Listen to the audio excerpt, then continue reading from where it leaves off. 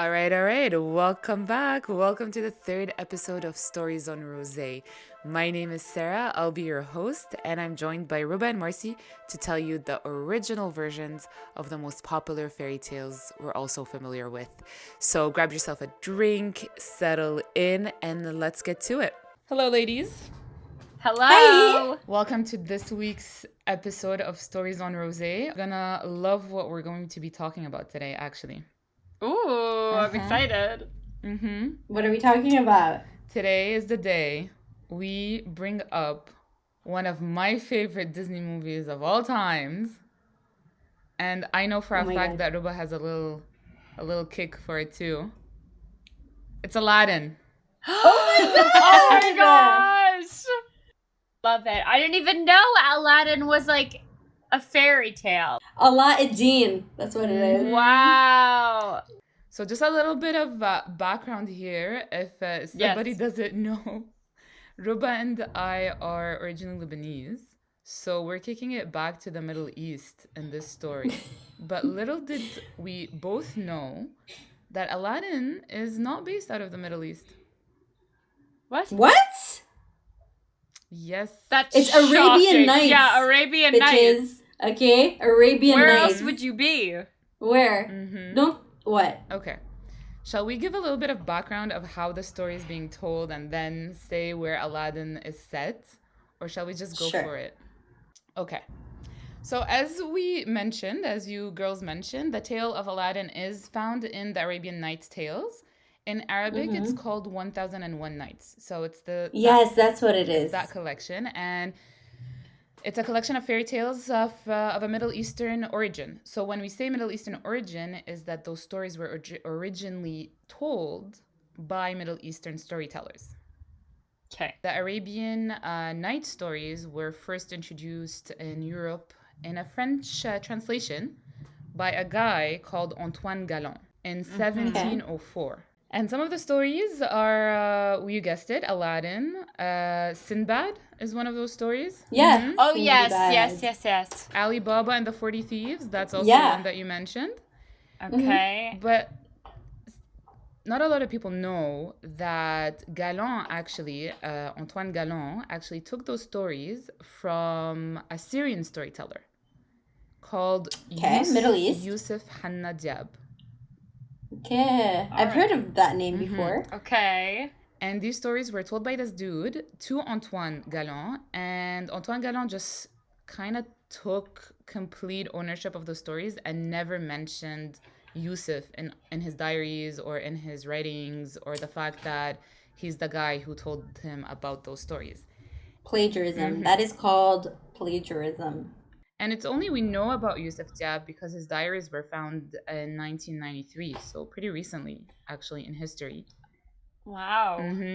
And in his diaries, that's how we know that he's the one who originally told them to Antoine Galland. Because in his diary, he said that he met with the guy and he used to discuss stories and talk to each other, and a little bitchy of Antoine, but... Super bitchy, but... So where were these stories supposed to take place? So all the illustrations actually in the original stories, they reflect the origin of where the tale is happening. And it takes place in a little country we all know called China. What?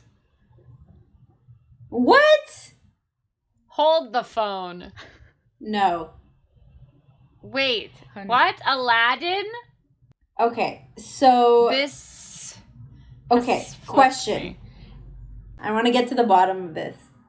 Well, there are two theories. The first one is that long time ago in the Middle Ages, there was a very close connection between the Middle East or the Arab world and Mongolia and China. The Muslim extension actually reached China. So a lot of the stories and a lot of the cultures were kind of they were exchanged. So that's why China was not very far-fetched for someone from Syria to think about China as a country or the origin of this tale. Another theory says that You know how there's a saying in Arabic that goes like, seek knowledge even as far as China?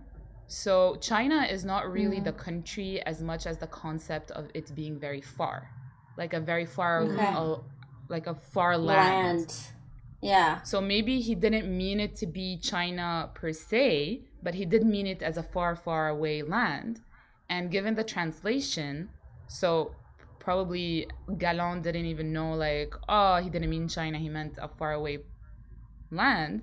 But in the translation, it was mentioned as a territory in China. It's actually cool. It just like obviously shocks me because I was just like, represent, Middle Easterns in Disney, but turns out no. So that's just, but it's still very, very cool. Absolutely. Look at us getting to the bottom of things. Yeah, very historical context. We don't take facts just to take facts. We dig to understand those facts. We go deep. We're in there. Yeah. Yeah. Okay. Well, very cool. Okay, so it was meant originally. It was in Asia, in China, perhaps. A territory in China. But then Disney made it Arab? I think they went to the original title of the full collection of tales, which was Arabian Nights. So they're like, okay, let's keep it within this this area. So the thing is, also the names, like they're Arab, right? Like Jafar. Yeah. And the Sultan. Aladdin. The Sultan. Yeah. There it was a Sultan 1,000% based on Arabian Nights, not on where the story was told to be. I'm guessing that's why the second theory kind of makes sense. It's like, a very far away land. That's what probably would make sense, because the name of the princess is also very Arab. We'll discover it. What is it? It's very Arab. Oh my god! We'll discover it through the story. Oh, I'm so excited. I'm so excited. It's not a sexy name. Okay, so in a big capital, in a big rich shack, in the capital of a big rich province in China, lived a poor tailor with his wife and his son. Okay, his son being Aladdin. The mom is pretty present throughout the story. Really? Unlike a lot of other stories, but Aladdin's mama is there, and she plays quite an interesting role. Okay, fine. The dad, on the other hand, gets so sick of Aladdin, literally sick, and basically dies. Because of Aladdin. Because Aladdin. His personality. Because of Aladdin's personality. That's a bit extreme. Like, you're making me sick. And then he actually dies of sickness. Boo, you work. Perf. Because to be completely fair, Aladdin is a dick. Really? Oh, really? Okay. That's shattering everything I ever wanted him to be. Was he a street rat? He was, but even worse, he was just so annoying to his parents. He would just not listen to them. He was lazy. He wouldn't help them with bringing money to the typical teenager. Okay. Yeah. Why are you hating? I'm guessing in the 18th century, a 15-year-old is a lot more adulty than a 15-year-old our days. Yeah, you're ready to get married at 15. To be fair. They were gonna get married tomorrow. Borderline, yes. Yeah. And he has the habit of going out early in the morning, play all day in the streets with other lazy kids. That's how they would describe him in the story. Mm-hmm. And his mother was so tired of teaching him how to become a tailor. And he would try, and Aladdin just had nothing to do with it. And he would always leave his dad hanging, and he would be punished, but it wouldn't go through to him. So his dad gave up on him, and Aladdin was just so annoying to him that his dad got into a fit of sickness, and he died a few months after. So we can say that Aladdin basically killed his dad. Wow.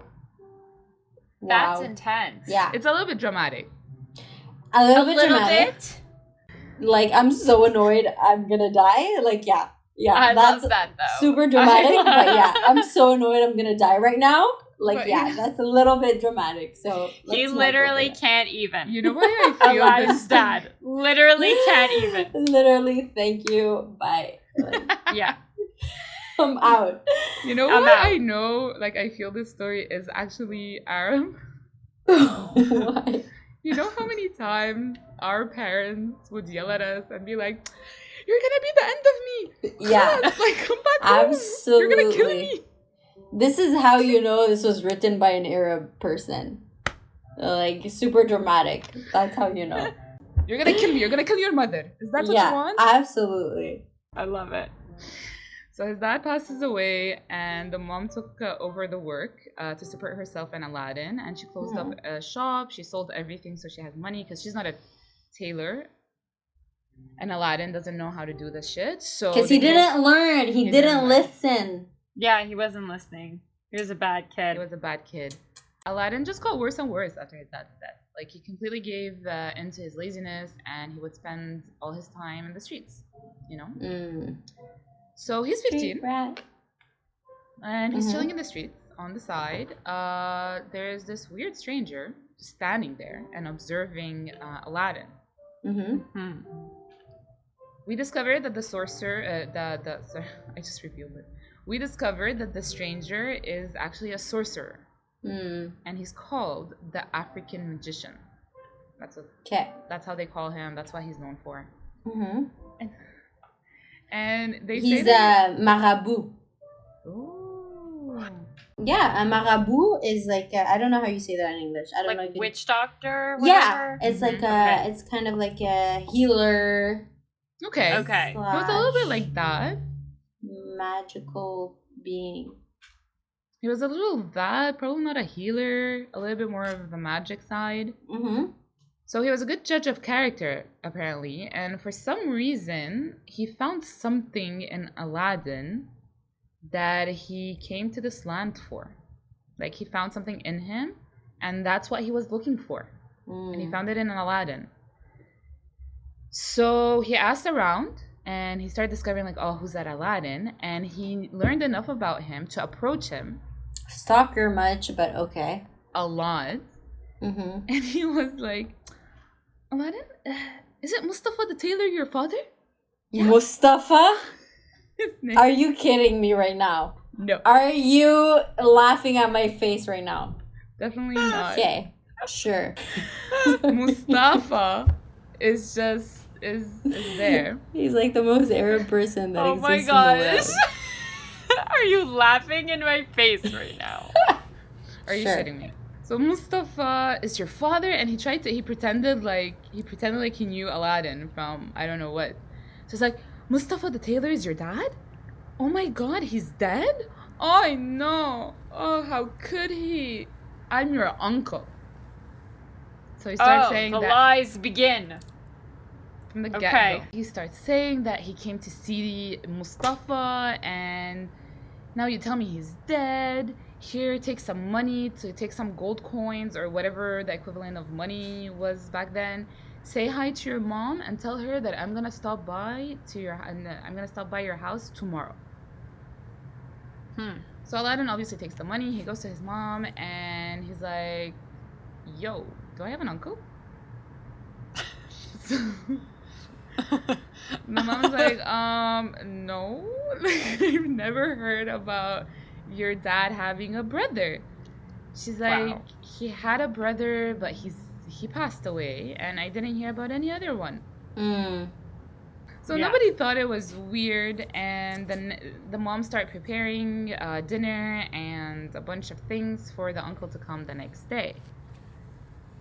And the magician shows up the next day to the house, and he brought fruits and foods and wine and all that shit. He really put an act, right? Like, he showed up to the house and he started like kissing the place where his brother, quote unquote brother, used to sit, and he would like cry and so creeps. So this creepy. This is really strange. Very much so. And he keeps up this act by telling the mom that, oh, you might have not heard of me before, but it's only because I have been traveling for 40 years around the Indies, Persia, Arabia, Syria, Egypt, and I've settled in Africa. But now I decided to come and see my brother, but he ain't here no more. And I just wanted to come back to my home country. He asks Aladdin, like, boy, what are you doing in your life? Aladdin says nothing. And here's where you know that it's an actual Arab mom, because she goes on to kind of nag about Aladdin. She's like, look at him. He's lazy. Look at him. She doesn't do anything. Look at the dishes. Never done. She doesn't help me. He's 15. He doesn't do anything. He doesn't bring money to the house. His dad died. And look, he couldn't even teach him the trade. Like, he didn't even teach him being the tailor. Yes, it makes sense. And she being the tailor. And she says, Wallah, if I don't kick him out of the house soon, he'll be the end of me. Yeah. Yes. Aladdin's hitting a bit too close to home. We've all been him.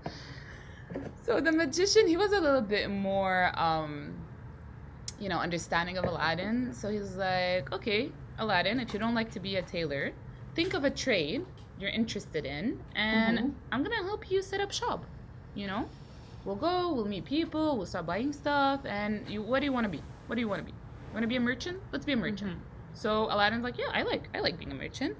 There's some kind of prestige to being a merchant back in the days. So it's like, yeah, I want to be a merchant. So they started hanging out like day in, day out, and they meet other merchants and they buy stuff so they can set up shop and start selling stuff and whatever. Aladdin at this point, he starts getting excited and he starts putting effort. He shows up every day. He starts taking care of the shop. One day, the magician, the fake uncle, goes to Aladdin. He's like, let's go for a walk. So Aladdin's just walking with his uncle. So the uncle had a strategy. He was building up trust. He was building up Aladdin's trust. So malicious. So that if he one day tells him, let's go for a walk, Aladdin would be like, sure. It's not as per usual, toxic. Very. So Aladdin and the fake uncle go for a walk, and they start walking around the town. And they're walking, and they start passing past the city, like past the inner city. Okay. So Aladdin is like, dude, where are we going? And the uncle is like, oh, don't worry about it. Just let's go. So they got to a place between mountains on the outskirts of the city.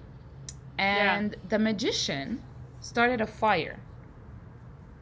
Weird. Okay, so they're in between mountains. The magician is looking there. He's like, okay, yep, that's the spot. And he's like, fire. And he started throwing like incense and saying some magic words and whatnot. Oh, so he's doing a spell. The earth starts trembling, and it opened up to reveal a stone trap door.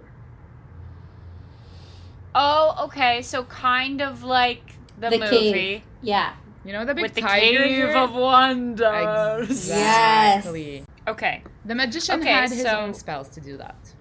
Right. And so it made the door that opened into the sand. Great. Exactly. Okay. Aladdin is shitting his pants at this point. He's like, what the actual fuck? Yeah. He wanted to run away. That's a cause for concern. He's like, the ground opened up. There's a door. There's my fake uncle. Yeah. He was just like, we're going to open the door to the ground. Okay. Why? Duh. So, you see a door, you open it. Only normal. Aladdin is scared. He tries to flee the scene. He's like, I don't want to get caught up with this shit. Okay, good. Good natural instinct. True. But his uncle grabs him, pulls him back, hits him. Hits him? Hits him. Did he have some sort of shoe? Slipper. Flip-flop. Take off his slipper and say... A wooden spoon, maybe. Yeah. Aladdin. Yeah. Come here.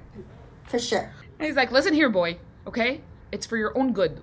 Obviously. It's always for our own good. Everything, yeah. So it's for your own good. You do as I tell you, you get a treasure that's destined for you. If not, dire consequences will happen to you and me. Ooh. That's never good. Aladdin was like, okay, cool. Okay.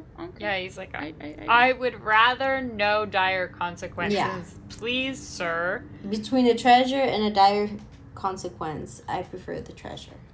Yeah. Logical reasoning, obviously. Yes. And he tells his fake uncle, okay, what do I do?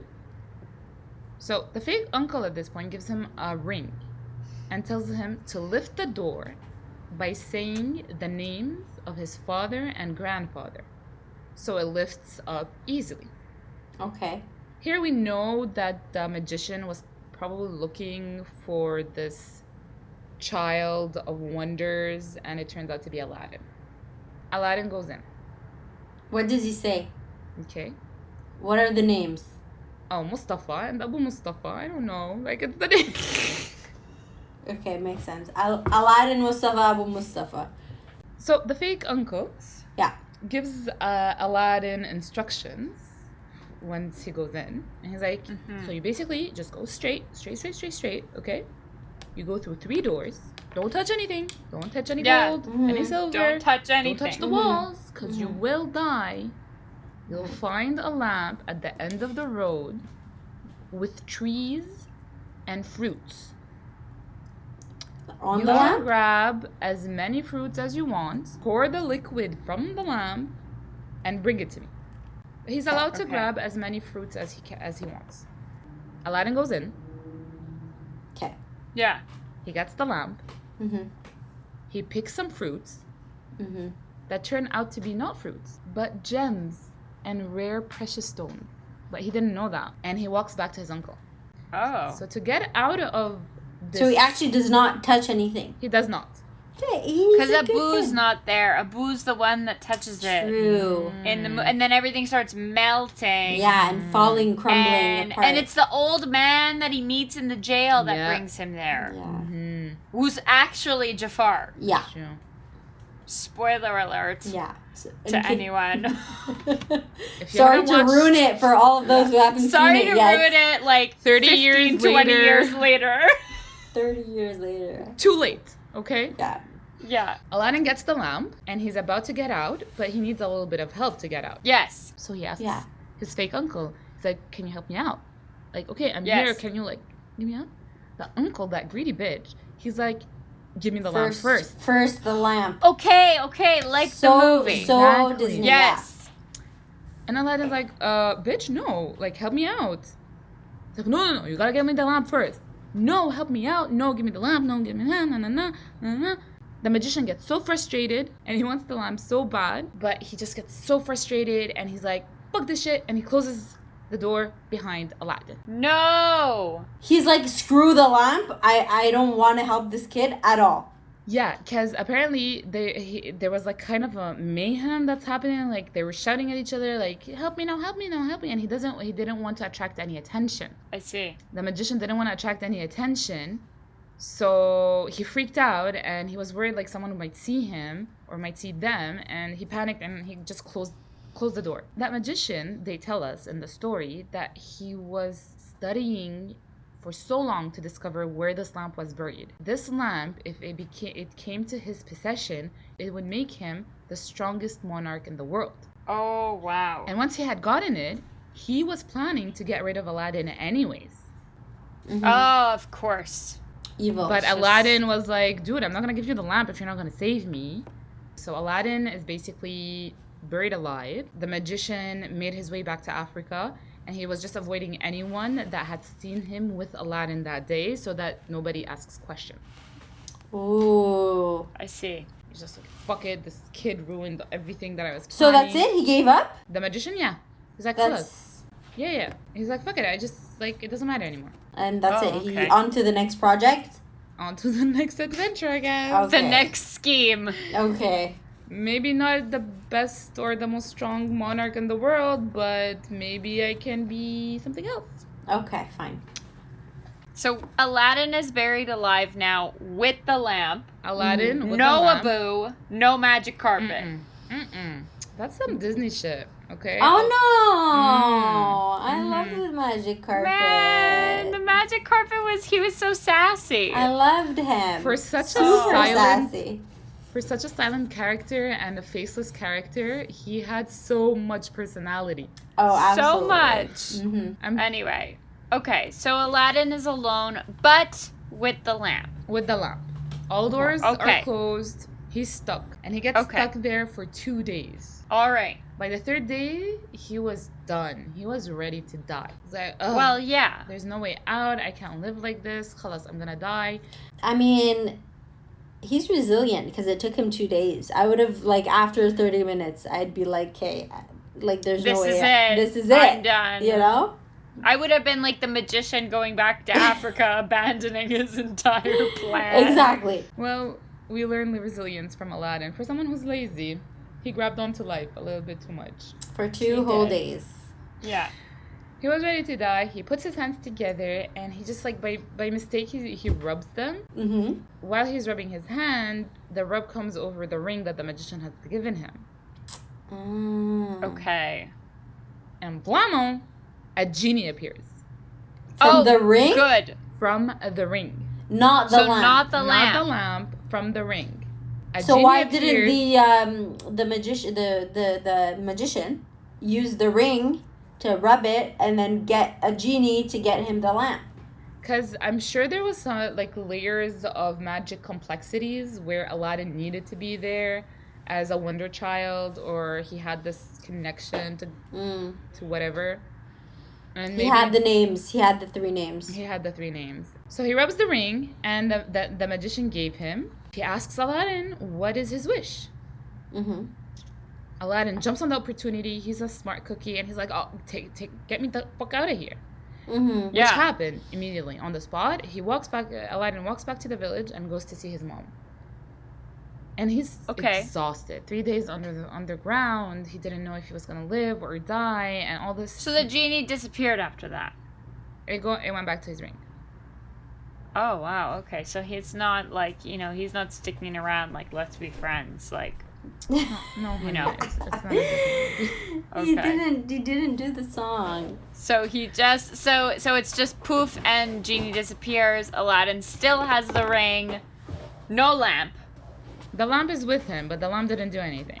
Okay, so the lamp. Okay. So he goes to see his mom. Mm-hmm. Got it. I'm here. Mm-hmm.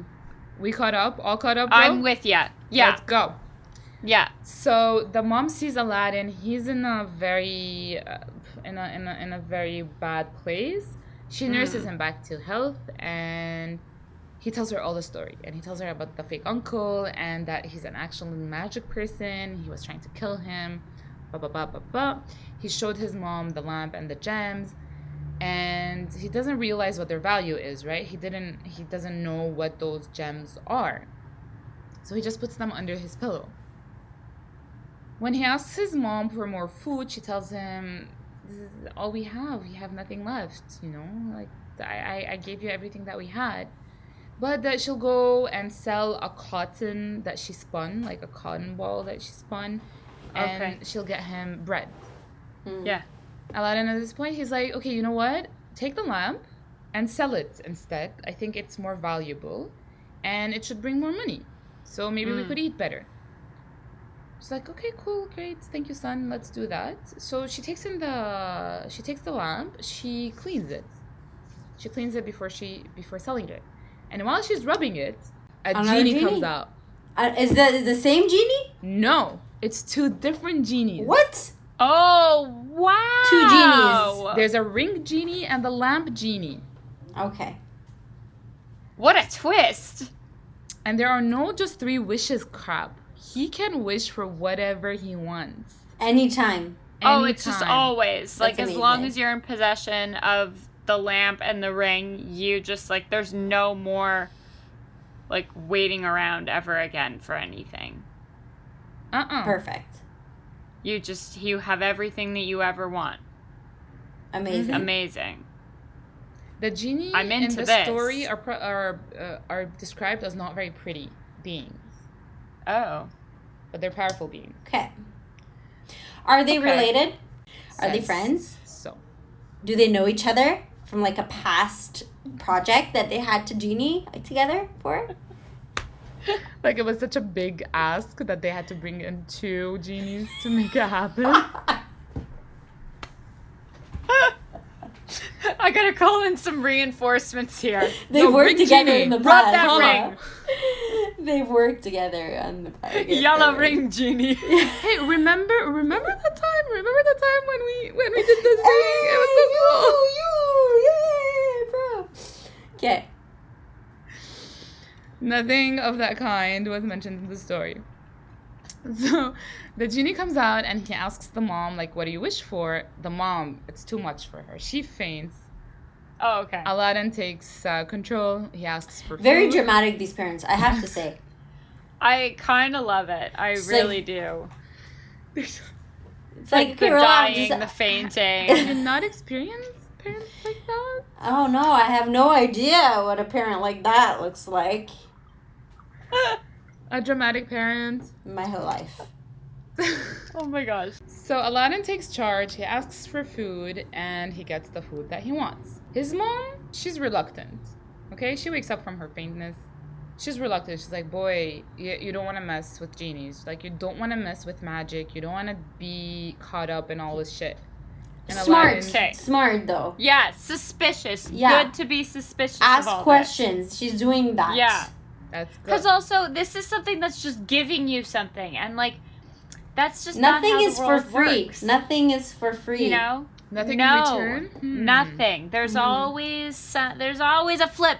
Mm-hmm. There's always another side. There's always the fine print.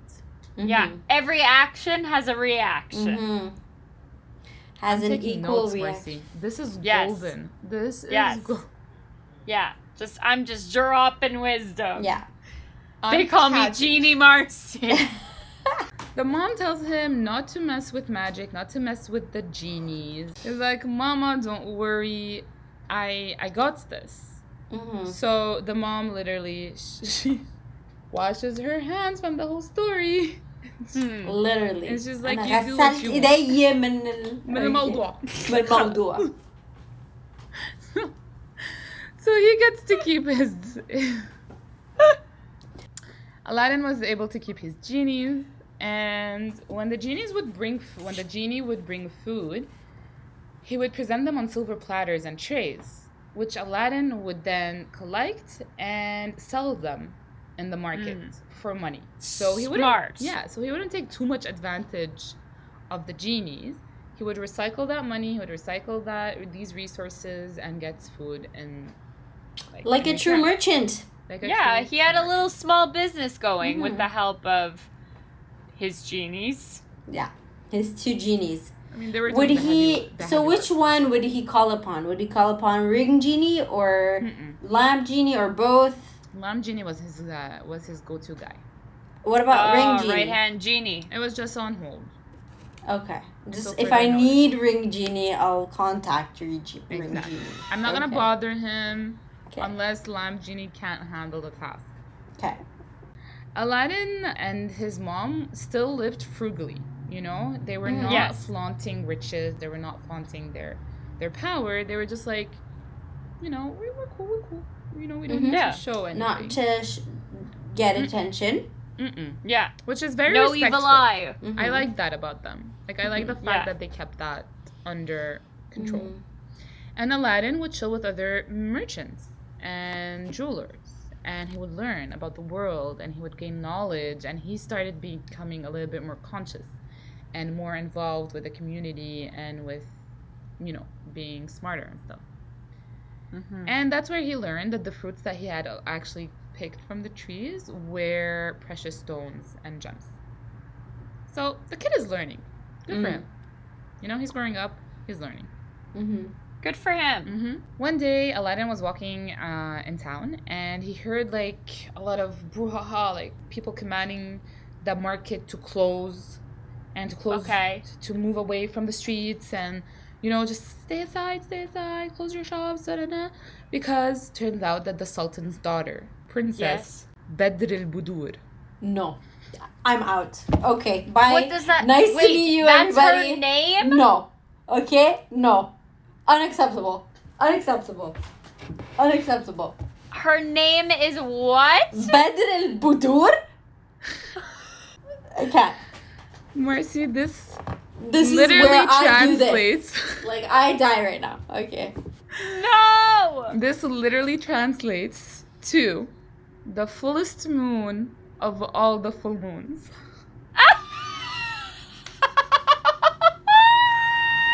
This is the most Arab thing I've ever heard in my life. The fullest moon of all the moons. Of all the full moons. Of all the full moons that exist, you're the fullest. You're the fullest. Oh my goodness. I apologize. That's amazing. Everybody. I apologize, world. For oh, this. I love this. Wow. We like our full moons. What can I say? I love it. We like the nights. We like the moon. Arabian Nights, full moons. What is it about nights for us? Like, what is it about? It's the magic. It's the mystery. So what is her name again? Just Badr al-Budur, okay? Badr al-Budur. How many times do I have to tell you, Marcy? It's Badr al-Budur. Can you... Wait, it's not easy? It's not easy for non-Arab speakers? I love the French guy rewriting this story.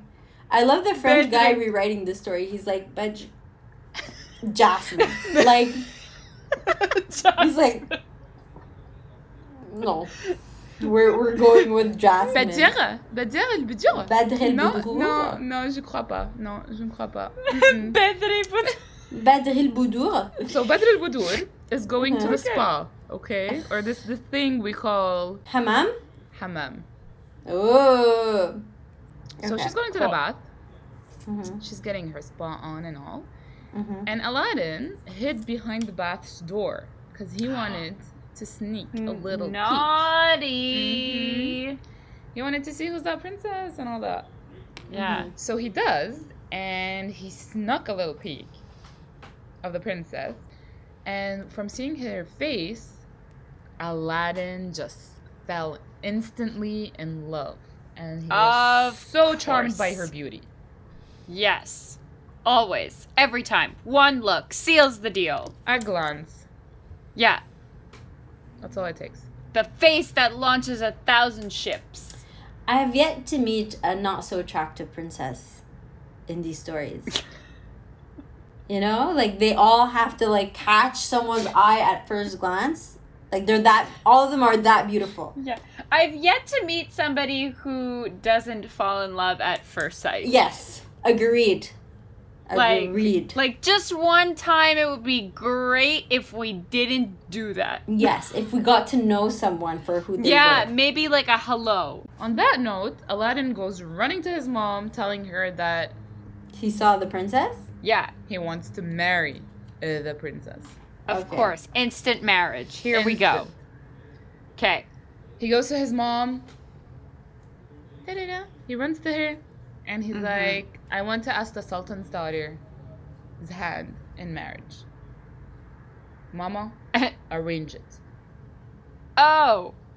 Arrange it yourself. You have a genie. You have two. Yeah, you have a genie. No, she's not a genie fan. So Right. Before she even gets to the genie, she's like... She's like, yeah, good joke, Aladdin. Like, okay, you're officially crazy.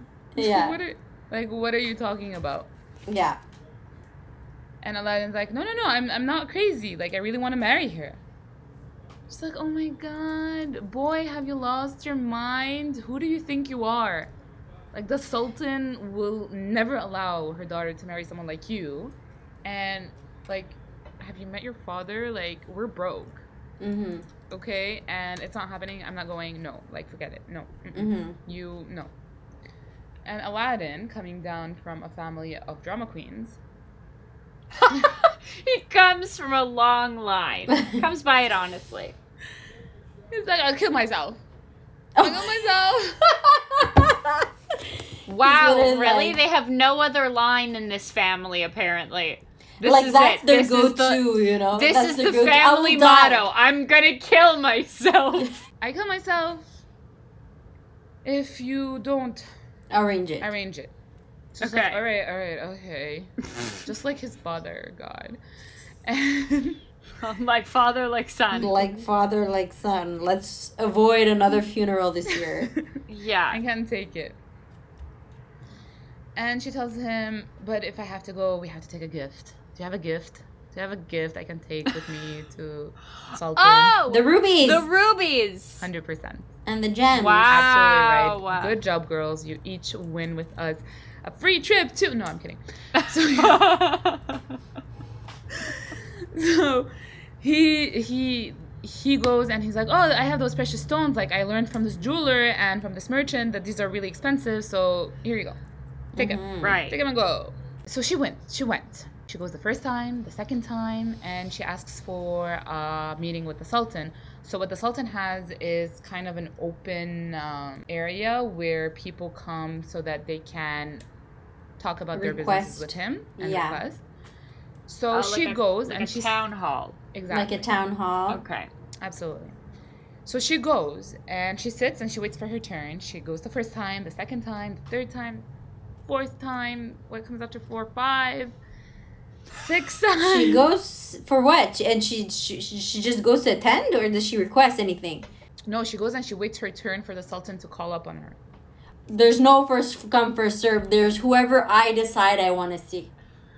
Basically. Makes sense. So she goes like up to 6 times to meet with the Sultan, but he never calls her up to speak about her business. Until the 7th time. Okay. He calls her up and he's like, so you've been coming quite a few times. What's your deal? And she goes on to say that, Sultan, seriously, like, listen, don't take offense. I know it's super weird what I'm going to ask you, but my son said he'd kill myself if I don't ask you, so here goes. I just wonder if we could ask for your daughter's hand in marriage. Very embarrassing request. I'm just gonna put it out there. Yeah. Oh, and here are some gems. Like, she brings up the gems. Apparently, they were out of this world because the Sultan sees the gems and he pinches his vizier, his grand vizier, and he's like, "Yo, dude, look." Like, Jafar. They take out like a small little like examining. Like, look at that. The vizier is Jafar. And in the Disney movie he is. Here he doesn't have any name, but he does have a little role that he plays. I'll tell you how it gets a little bit weird. Okay.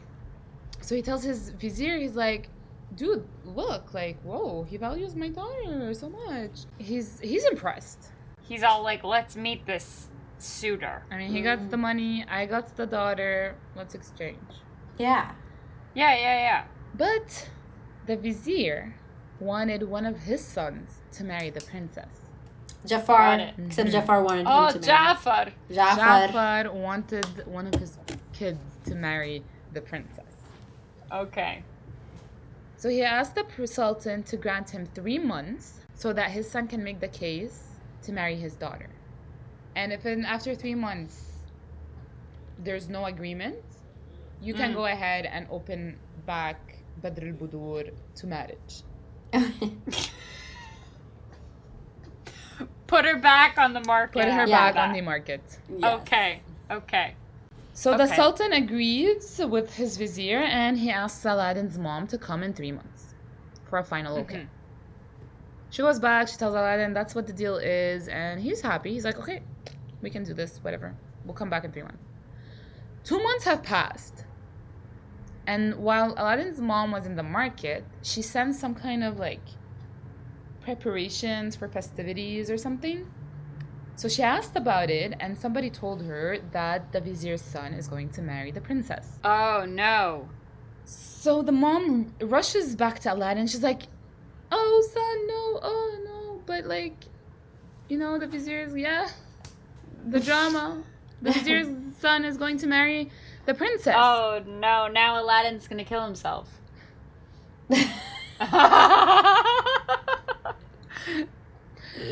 To be fair, he didn't say if the vizier's son marries the princess, I'm gonna come. Okay. He only said if the mom doesn't go. Exactly. Right. So we're in the clear. No one's dying. Nobody's harming themselves. Okay, good. Aladdin grabs the lamp. Oh, good call. Mm-hmm. And he asks the genie to bring the vizier's son and the princess to him right after they get married. So why would he do that? That's like so counterproductive. Like, why not prevent the wedding or meet up with her before she gets married? Why after she gets married, I want to speak to her or them? Okay. There are a lot of other choices he could have made. For sure. Okay, let's not get into them. Again, asking too many questions. Okay, sorry. For sure. That a lot of other scenarios could have panned out. He could have taken a lot of roads. Granted. Okay, but he saw fit to get them married first and then speak with her. One. Okay. Let's just let him make his own decision. Sure, we gotta run with this. We gotta run with this one. Fine. Yeah. Let them get married, then come see me. Sure. Okay. We'll figure it out. You can wish for anything in the world, but okay. Yeah. That's the wish you're deciding. I think he's just he's just discovering it as he goes. Okay. He's just figuring it out. Playing it by ear. Yeah. He's doing his best. Exactly. Okay. So he asks the genie to bring him the vizier's son and the princess right after they get married. Okay. And so right after the wedding, the princess, as the princess and her husband retrieved from the festivities, to consummate the marriage, they were taken. Hell yeah. Mm-hmm. They were taken abruptly to Aladdin's palace. Aladdin's place. Sorry, he doesn't have a palace. Aladdin's place. Mm-hmm. Okay? Aladdin asks the genie to take the dude somewhere else, which he did. And he told the princess, while she's there in front of him, like, don't be afraid, okay? I just want to make sure that my rival doesn't possess you. He's just being a cockblock at this point. But they're already married. Yeah, but they didn't sleep together yet. Because right after the wedding, you're supposed to consummate the marriage. Exactly. Yeah. They were taken from the room or whatever. Okay, so as long as they don't sleep together, he doesn't possess her. Yeah. And then as soon as they're not technically then the marriage isn't complete. Okay. Exactly. That's how it went. Yes. Back then. Yes. Okay. So he separates them from each other. He sends the vizier's son somewhere else, and the princess is there, and he's like, don't worry, I got you, but I just want to make sure that you don't get it on, with someone other than me. The next morning, the genie brought them back to the palace. The nerve, but okay. Yeah, I know. It's like too much. Okay, you're in my business way too much. Too much. He really did have a lot of choices. And why he went with this one. This is the one he chose. So many. I feel like this is such a it's a whole lot of rigmarole for not a good outcome, I feel. Mm-hmm. Like, I just have a bad feeling. The effort that he's putting versus the output is just, the value is just too much. Yeah. No, the ends are not justifying the means here. Not at all. At all. Okay. Hey. Those stories, am I right? Mm-hmm. Yeah. So the next morning, the genie brought them back to the palace, noting that the princess and her hubs, they can't see the genie. They can't see that the genie is in front of them. They can just feel the movement. Like, they can feel them being transported from one place to another. They just can't physically see the genie. Yeah. Okay. So, question. They're already back in the palace? Yes, we're at the next morning right now. So, literally the only thing this guy did is just separate them for the night. Yes. But then they'll just continue. Okay. So the next morning, the princess is back in her room, and she's a little bit weirded out. So she tells her mom what happened. And she told her, like, I'm not crazy, ask my husband. And when the mom asks the husband denies. That they were taken anywhere the night before. That happened. Like, this weird thing happened overnight. Oh, this is no good. Okay. The second night, the same thing happens. Aladdin tells the genie, bring them both and then separate them. And we'll spend the night, like, away from each other. And that's what happened. The next morning... This makes no sense, but okay. Again, it's his choice. It's his plan. It's his So wait, scheme. is he doing anything with Jasmine? No. Okay. And he tells her, don't worry. Great plan. So the same thing happens the second night, and this time, the second morning, the Sultan asks his daughter, like, why are you acting so weird? What's happening?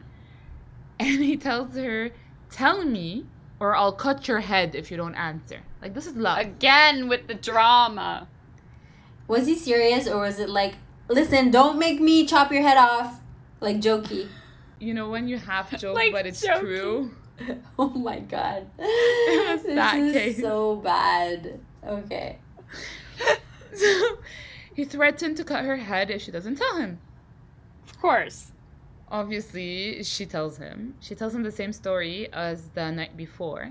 She tells him, ask my husband, like, if you don't believe me. But this time around, the husband tells the truth. He's like, yeah, like, this is what's happening. And he could have just saved them the trouble and told them the first night, but whatever. Exactly. I know. It's just adding to the drama. Okay. And the vizier's son just asked for the marriage to be annulled because he can't keep up with the ship. Really? Oh, Again. wow. Again with the quitters. I can't handle the quitters. I mean, yeah, he didn't sign up for this. He just signed up for, like, a beautiful Okay, it's Sultan's been 2 daughter. days. Relax, drama. That's man. Yeah. And we really gotta stop glorifying this whole, like, the obsessive guy. Like, in real life, like, we can't. Yeah. That's true. You know, like, the guy that won't give it a rest always seems to, like, be like, oh, well, you know, like, he loves her. It's like, no. Yeah. No. You know, yeah, like, in real life. Yeah. Yeah, or, in like, real life just that creepy. doesn't fly in real life. It's like, why is this guy so creepy? So props for the vizier's son. He's like, okay, listen. I'm out of here. This is too He's weird. getting out. I like you, just don't love you that much. I don't need to go through this shit for this. Yeah. I feel like it was a little too meta for him. He wasn't into it. Mm-mm. It was too He meta. didn't see her being worth it enough. Yeah, he was like, you know what? Pretty, but not first sight love.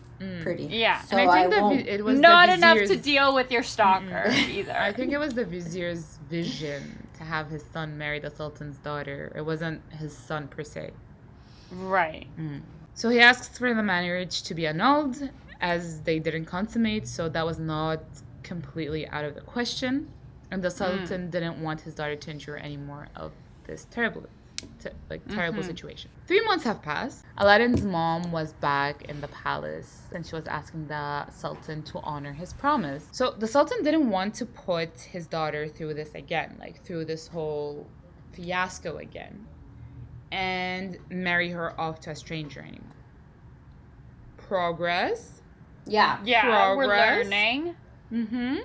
But also, he didn't want to dishonor his promise. Of So course. no progress. So he's kind of caught in the middle. So back to square one. Yeah. Honoring promise to person I don't know and, protecting Well-being my of my daughter. Okay. Tough. Always tough decisions to make. Really tough. So he consults with his vizier because he can't make his own decisions. So he told the sultan to, you know what, put up a high price, so high that no matter how rich the guy is, he wouldn't be able to match it. The sultan was like, okay, that's good consultation. Good okay, thinking. cool. Yeah, good thinking. So that I don't dishonor my promise. Yeah. And But also I save my daughter. preserve and if he's really, the really well-being of it. rich, well, good for everyone. Yeah. So he asked for like 40 big trays of gold, a lot of jewels and gems, and like a lot of people carrying them and dressed really nicely. Tells Mama Aladdin, he's like, this is what I want. I want a lot of money, I want a lot of jewels, I want a lot of gold, I want women and men carrying all the shit to me. And you know what? Bring your son to me. I want to meet him. So the mother goes back to Aladdin. She tells him, this is what's happening. Prep yourself if you want to go to meet the Sultan and make this happen. Aladdin takes a bath and he asks the genie for all kinds of, for all these riches. Mm-hmm. And a horse with men and women to carry all the stuff. Okay, and to accompany him to the palace. He seriously went all out. This is when he becomes Prince Ali. Strongest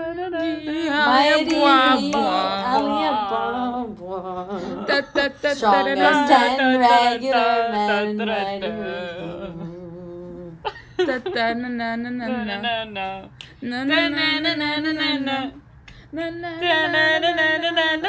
Prince Ali.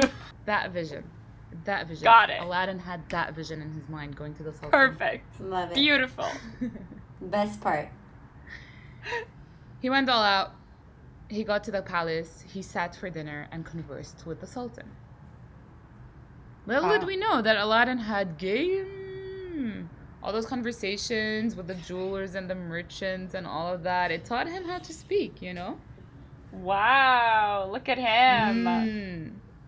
He's flaunting his knowledge all over the Sultan. Yeah. He's like, Sultan, what's up, boo?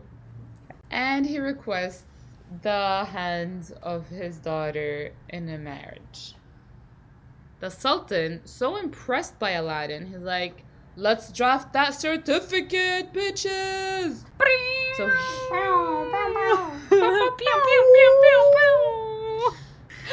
everybody's having a ball. We're excited. Aladdin's about to get with the princess.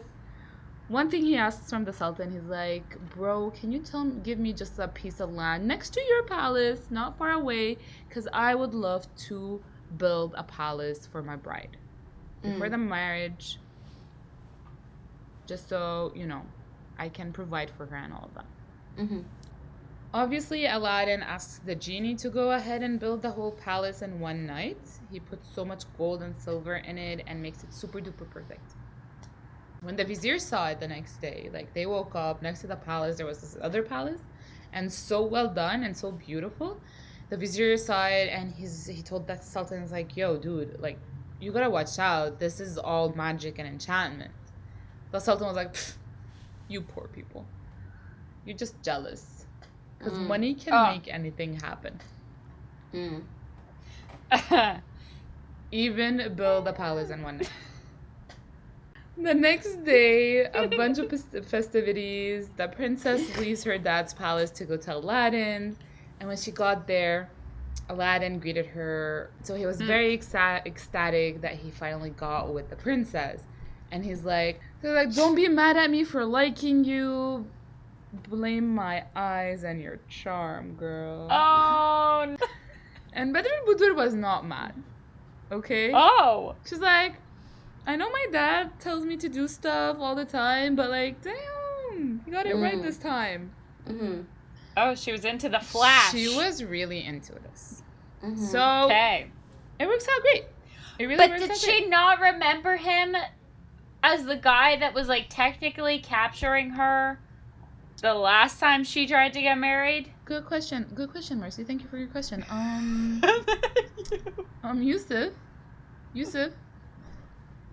Yusuf, can you help us answer this question, por favor? So, no. I don't think so. So I guess Is not. So no? It does not? I don't think so. Okay. I think it was camouflaged in a way. Yeah. Perfect. Aladdin and his new wife live in prosperity, and they're happy. They're leading a very happy life. Mm-hmm. In the meantime, let's not forget the African magician. Oh, no. The Marabout d'Afrique. He had returned to Africa, and he had believed that Aladdin was dead. Right. But he wanted to double check. Just make sure. Yeah, just to be sure. 6 months later. No loose ends, just to make sure everything is right. Tie him up. Exactly.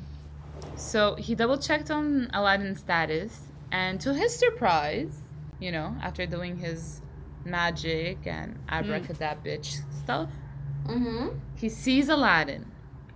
He sees him very much alive, living it up with his princess in a palace with a magic lamp, his magic lamp. So he's like, fuck. He picks up his shit and heads back to China to get his lamp. When he got to the city, he asked about Aladdin. He's like, oh, what's his deal, whatever. And he discovered that the lamp is always stacked in the palace with Aladdin. And that Aladdin himself was out on a hunting trip. So the magician goes on to buy 12 new copper lamps. He cleans them and he pretends that he wants to exchange all old lamps with these new lamps that he has. That was his strategy. That was his scheme. Sneaky. The princess hears about this whole vendor who's in the streets exchanging the old ones with the new ones. And she laughs it off with her girls. And she's like, go get the one that my husband keeps in his closet and exchange it for a newer one. That would be a nice surprise for him. Uh-oh.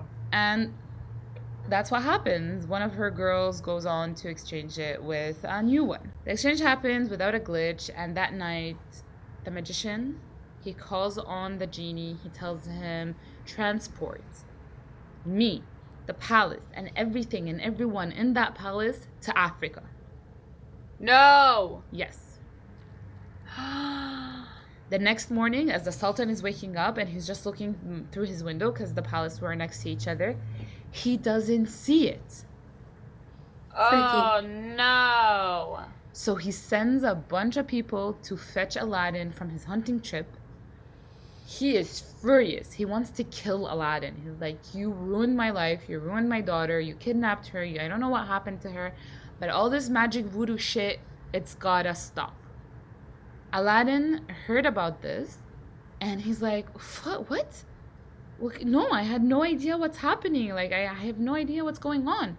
Okay. How about you just give me 40 days, and if I don't bring back Badr al-Budur, I'll kill myself. Like, you don't even need to kill me. I'll kill myself. This time, the stakes are really high. Like, we don't know what the fuck is happening. The palace is not Yeah, this is a bit more, like, valid, and he just also doesn't want to be tortured. He wants to, like... end it before that. Fine. So Aladdin wandered for a few days. He had no idea where to start from, where to look, what's happening. I don't get it. So desperate. Like, he lost the love of his life, and the Sultan is not gonna chill about it. So desperate, he wants to kill him. He's about to kill himself. Does he remember his ring? Good point, Ruba. Because he does remember his ring. Oh, look at you. He rubs look that ring. at you. He rubs that ring, and the genie comes out. Aladdin's like, yo, genie, take me to the princess. Take me to my palace. Take me to the princess, no matter where it is. And he swooshed right off to Africa. He gets dropped right under the princess's window. He goes to her chamber and asks what the fuck is going on. She tells him, babe, we're in freaking Africa, and the magician, he's keeping the lamp with him. I had no idea that it had a genie. I didn't understand what's going on. And he always pressures me to sleep with him. Oh, wow. Okay. Fun little detail thrown in there. Creeps. Because no means no. So she keeps on rejecting him, and he respects that. Okay. Aladdin tells her, okay, you know what? Now you gotta pretend that you're gonna accept his advances, like you're gonna accept his flirting with you, and you're gonna have a drink with him. You're gonna put this powder in his drink and make sure he takes it. Okay. Badr al-Budur is like, let's get this shit on the road. Let's do this. I'm with you. You're with me. Let's do this. So she puts on like this show, and when he visits. Kind of like Jasmine in Aladdin. Yes, Jasmine and Jafar. Exactly. So she puts this show, and when the magician comes to visit her that night, she's like, "Ooh, magician, I love you. You so sexy. I'm so sexy. Done, Aladdin. No mask, no more. Khalas. Let's get freaky. Let's get our freak on." And the magician is like, "Okay, girl. Yes. Let's do this. I'll go get the wine. You get set up.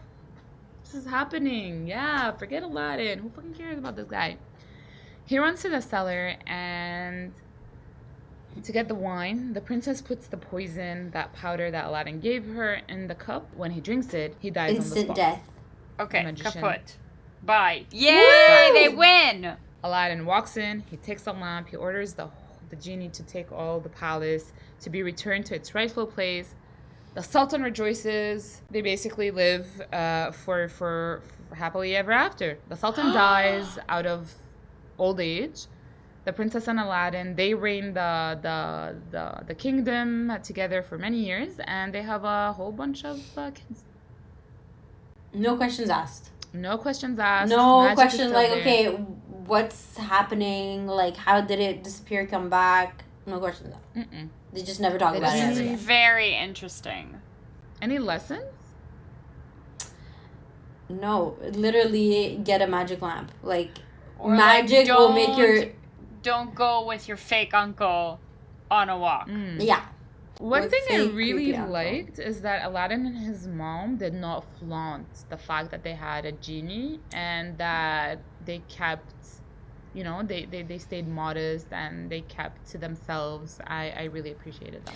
I feel like he kept it to a minimum in the beginning, and then all of a sudden he's like, everything now, like everything, palace, go. Yeah. Like, it was just from one extreme to the other a little bit. But once he had the space to do so, he did it. He didn't do it before he got the space and the need to do so.